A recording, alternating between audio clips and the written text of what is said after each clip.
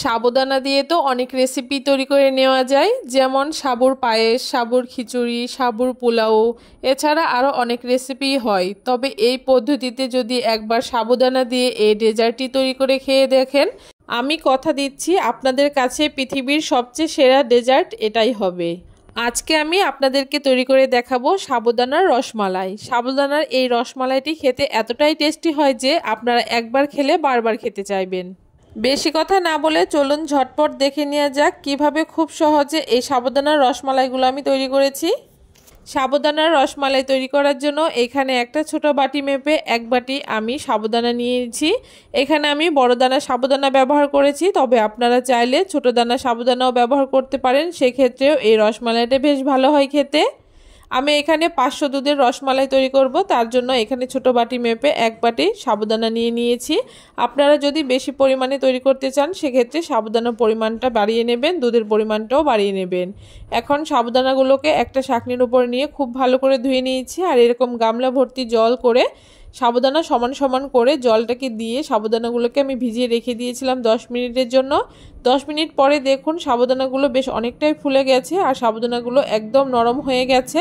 এখন খুব ভালো করে জলটাকে ঝরিয়ে আমি সাবুদানাগুলোকে তুলে নিচ্ছি।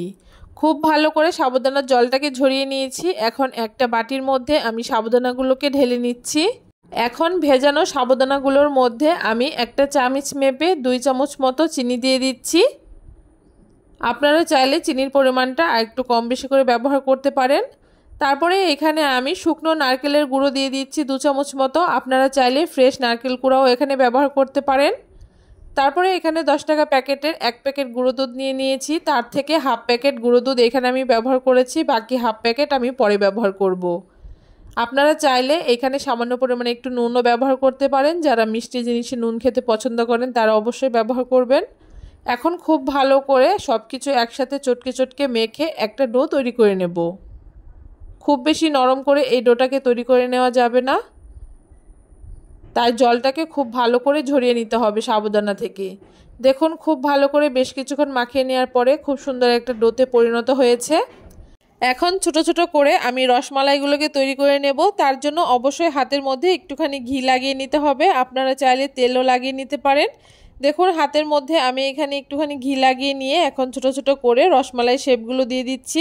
আপনারা আপনাদের পছন্দ অনুযায়ী রসমালাইগুলোকে ছোট কিংবা বড় সাইজ করে তৈরি করে নিতে পারেন। এভাবে করে দেখুন সবগুলো রসমালাই আমি তৈরি করে নিয়েছি। রসমালাইগুলো তৈরি করে নেওয়ার পরে যে প্লেটের মধ্যে আমি এগুলো রেখেছি সেই প্লেটটাকেও খুব ভালো করে তেল মাখিয়ে নিয়েছি, যাতে প্লেটের মধ্যে কোনো রকম লেগে না থাকে। সবগুলো রসমালাই তৈরি করে নেওয়া হয়ে গেছে। এখন উনানে কড়াই বসিয়ে দিয়ে এখানে আমি 500 গ্রাম দুধ দিয়ে দিচ্ছি। দুধটাকে দিয়ে এখন খুব ভালো করে একটুখানি নাড়িয়ে চাড়িয়ে নেব। এভাবে করে নাড়িয়ে চাড়িয়ে নেওয়ার পরে উনানের আঁচটাকে হাইতে দিয়ে এখন খুব ভালো করে দুধটাকে আমি জাল করে নেব যতক্ষণ না দুধটা একদম বলক চলে আসছে। দেখুন দুধটাকে খুব ভালো করে এখানে বলক তুলে নিয়েছি। এখন খুব ভালো করে মিশিয়ে নিচ্ছি। বলক তুলে নেওয়ার পরে 2-3 মিনিট দুধটাকে খুব ভালো করে একটুখানি জাল করে নেব, তবে খুব বেশি ঘন করে জাল করার প্রয়োজন নেই। দুধটাকে খুব ভালো করে একটুখানি জাল করে নেওয়ার পরে এখানে আগে থেকে বেঁচে যাওয়া যে গুঁড়ো দুধটা ছিল সেটাকে এই দুধের মধ্যে দিয়ে দিচ্ছি। এখন খুব ভালো করে মিশিয়ে নিচ্ছি যাতে কোনো রকম দলা দলা ভাব না থাকে। এভাবে করে গুঁড়ো দুধটাকে মিশিয়ে আবারও 2-1 মিনিট খুব ভালো করে একটুখানি জাল করে নেব। দুধটাকে খুব ভালো করে এখানে জাল করে নিয়েছি।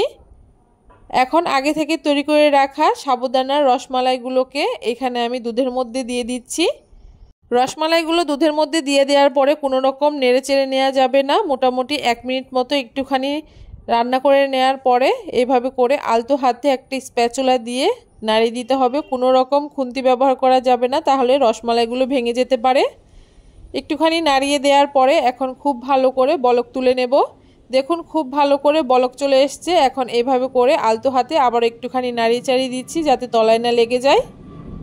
এভাবে করে নাড়িয়ে চাড়িয়ে এখন উনানের আঁচটাকে হাইতে করে দিয়ে বেশ কিছুক্ষণ এভাবে করে আমি রান্না করে নেব।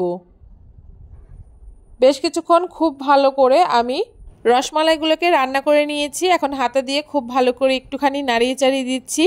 যখন দেখতে পারবেন সবগুলো সাবুদানার বলগুলো একদম দুধের উপরে ভেসে আছে আর একদম কাচের মতো স্বচ্ছ হয়ে গেছে, তখন বুঝতে পারবেন সাবুদানার রসমালাইগুলো খুব সুন্দর রান্না হয়ে গেছে। এখন এখানে আমি পরিমাণ মতো স্বাদ অনুযায়ী চিনি ব্যবহার করছি। এখানে আমি হাফ বাটি মতো চিনি ব্যবহার করছি।